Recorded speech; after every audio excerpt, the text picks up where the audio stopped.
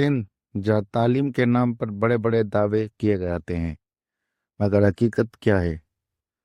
آج سندھ میں تعلیمی نظام کا بانڈا پھوٹ چکا ہے۔ حکومت کی جانب سے اسکولوں کی مرمت کے لیے خطیر فنڈز جاری کیے گئے تاکہ بچوں کو بہتر تعلیمی ماحول فراہم کیا جا سکے، لیکن جب ہم پہنچے مختلف علاقوں میں، جن میں ضلع ٹھٹہ بھی شامل ہے، تو حقیقت کچھ اور ہی نکلی۔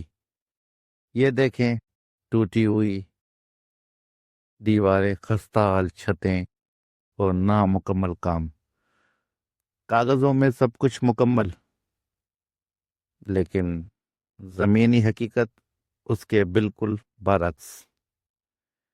سوال یہ، کیا یہ فنڈز واقعی اسکولوں پر خرچ ہوئے یا پھر یہ رقم کہیں اور منتقل کر دی گئی؟ مقامی ذرائع کے مطابق مرمت کے کام میں شدید بے ضابطگیاں سامنے آئی۔ طلباء کا مستقبل داؤ پر لگا ہوا ہے اور ذمہ داران خاموش۔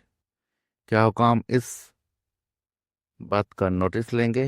کیا ذمہ داران کے خلاف کوئی کارروائی ہوگی؟ ہماری کوشش ہے کہ آپ تک سچ پہنچائے، بلا خوف بلا دباؤ کے، اصل حقیقت اصل جگہ